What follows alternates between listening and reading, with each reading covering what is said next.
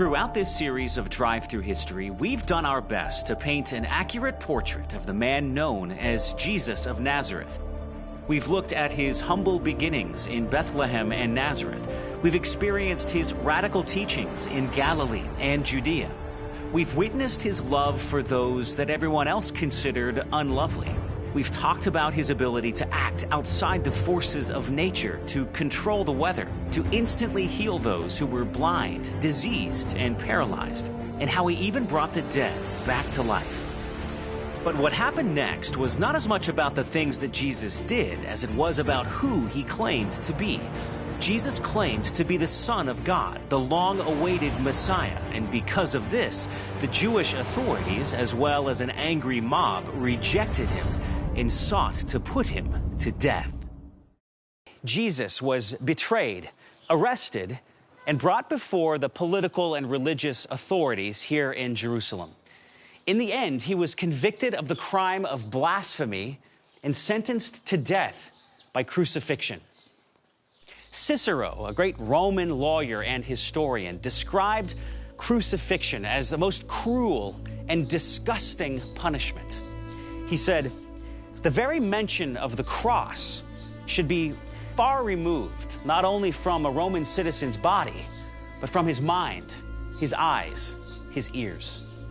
As inhuman a torture as it was, the cries, "Crucify him," from the angry mob rang throughout Pontius Pilate's headquarters. Then the soldiers of the governor took Jesus into the praetorium, and they gathered the whole battalion before him. And they stripped him and put a scarlet robe on him, and twisting together a crown of thorns, they put it on his head and put a reed in his right hand. And kneeling before him, they mocked him, saying, "Hail, King of the Jews!" And they spit on him and took the reed and struck him on the head. And when they had mocked him, they stripped him of the robe and put his own clothes on him and led him away to crucify him. Matthew 27:27 through 31. Crucifixion was a feared form of punishment throughout the Roman world. It typically began with a scourging or a flogging of the victim's back. The Romans used a whip called a flagrum. It looked just like this. It consisted of small bits of bone or metal attached to a number of leather strands.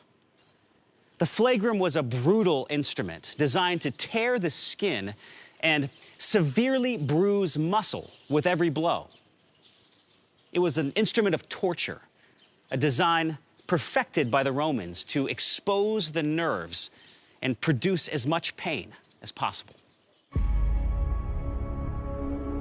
During a scourging, a person's skin was torn from the back and sides, exposing tissue, muscle, and even bone. This severe beating caused extreme blood loss, and the shock that followed often caused unconsciousness and sometimes death.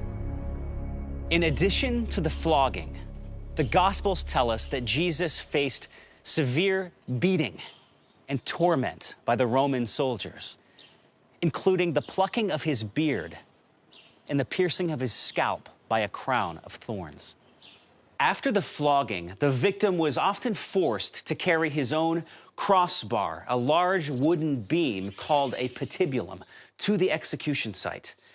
This rough wooden beam could weigh up to 100 pounds and would be pressing and rubbing directly into the places where Jesus was scourged.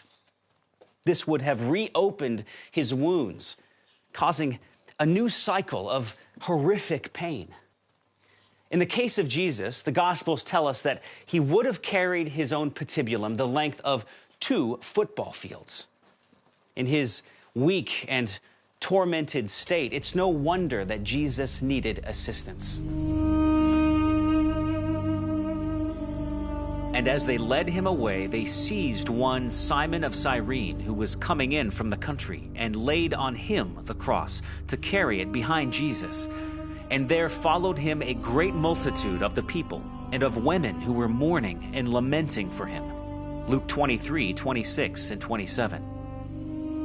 Jesus struggled to the place of execution, which was a bare hill outside the city walls, known as Golgotha, the place of the skull. As he reached the summit of Golgotha, Jesus probably had a view of the city that he had wept over, but whose residents had just rejected him. He also saw two other men who would be executed alongside him that morning. Jesus was stripped of his clothes and knocked to the dirt. According to Roman custom, once Jesus arrived at the execution site, the patibulum would be put on the ground and he would be forced to lie on it. Spikes about 7 inches long and 3/8 of an inch in diameter would be driven into his wrists. The spikes likely hit the area of the median nerve, causing shocks of pain up Jesus' arms to his shoulders and neck. Already at the crucifixion site would be the tall upright post called a stipes. In the center of the stipes was often a crude wooden seat that offered minimal support. The patibulum would be attached to the stipes to form a cross, and Jesus' body would be awkwardly turned on the seat so his feet could be nailed below. At this point in the crucifixion, Jesus was experiencing tremendous strain put on his wrists, arms, and shoulders, probably resulting in dislocation at the shoulder and elbow joints.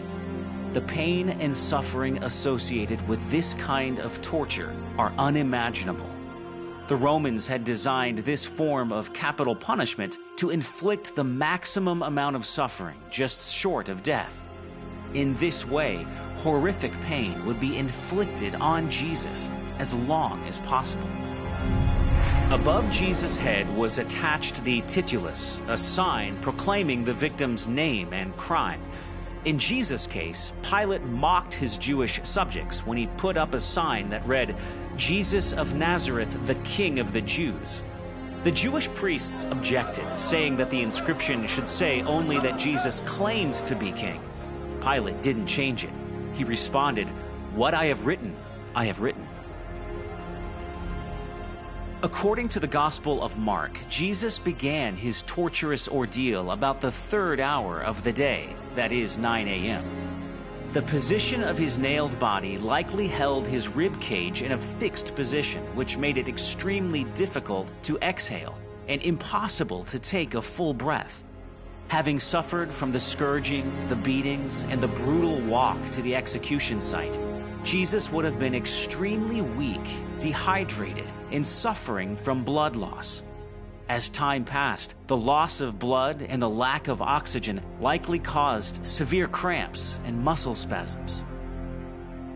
As Jesus hung on the cross, some members of the aristocracy came and ridiculed him.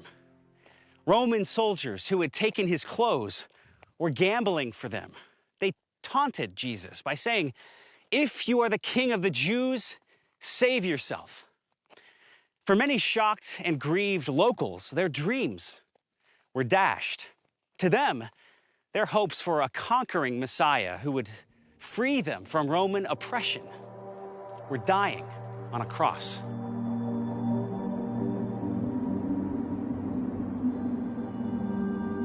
The cause of death in crucifixion was usually suffocation, which provided an additional torment. To breathe, the victim had to push up on his feet to allow for inflation of his lungs. This caused excruciating pain, especially where the nail scraped against the nerve. As the body weakened and pain in the legs and feet became unbearable, the victim's body would collapse. For Jesus, this cycle of exchanging extreme pain for a small breath of air would continue for hours. Eventually, Jesus would become utterly exhausted so that he could no longer lift his body and inflate his lungs. And when the 6th hour had come, that is noon, there was darkness over the whole land until the 9th hour, that is 3. And at the 9th hour, Jesus cried with a loud voice, "Eloi, Eloi, lema sabachthani," which means, my God, why have you forsaken me?"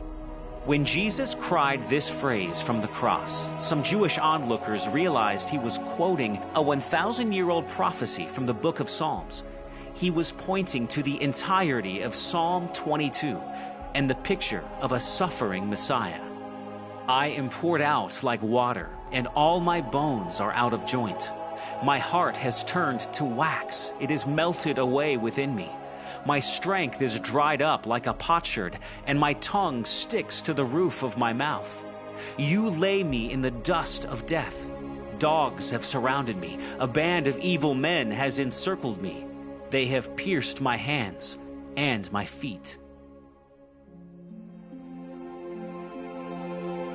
After this, Jesus, knowing that all was now finished, said to fulfill the scripture, I thirst. A jar full of sour wine stood there, so they put a sponge full of the sour wine on a hyssop branch and held it to his mouth. When Jesus had received the sour wine, he said, It is finished. And he bowed his head and gave up his spirit. Since it was the day of preparation, so that the bodies would not remain on the cross on the Sabbath, the Jews asked Pilate that their legs might be broken and that they might be taken away. So the soldiers came and broke the legs of the first and of the other who had been crucified with him. But when they came to Jesus and saw that he was already dead, they did not break his legs. But one of the soldiers pierced his side with a spear, and at once there came out blood and water. He who saw it has borne witness. His testimony is true, and he knows that he is telling the truth, that you may believe. For these things took place that the scripture might be fulfilled. Not one of his bones will be broken. And again, another scripture says, they will look on him whom they have pierced. John 19:28-37. The crucifixion accounts of Jesus fulfill a number of messianic prophecies in the Hebrew Bible. The crucifixion accounts are also in entire agreement with the customs of the Romans during that period. The evidence for Jesus' horrible and painful death is unquestioned by today's mainstream scholars. However, even with all the pain, all the torment, Jesus thought of others rather than himself. His first words from the cross were, Father, forgive them, for they know not what they do. He thought of his mother, who stood by the cross weeping, and asked his disciple John to take care of her. On either side of him were two thieves executed at the same time. When one of them said, Jesus, remember me when you come into your kingdom, Jesus said to him, today you will be with me in paradise.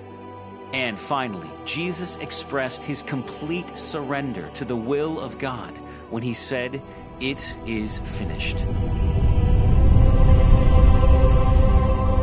And all the crowds that had assembled for this spectacle, when they saw what had taken place, returned home beating their breasts. And all his acquaintances and the women who had followed him from Galilee stood at a distance watching these things. And when the centurion who stood facing him saw that in this way he breathed his last, he said, truly, this man was the Son of God. The Gospels tell us that at 3 o'clock in the afternoon, when Jesus died, the earth shook and the curtain of the temple was, quote, torn in two from top to bottom.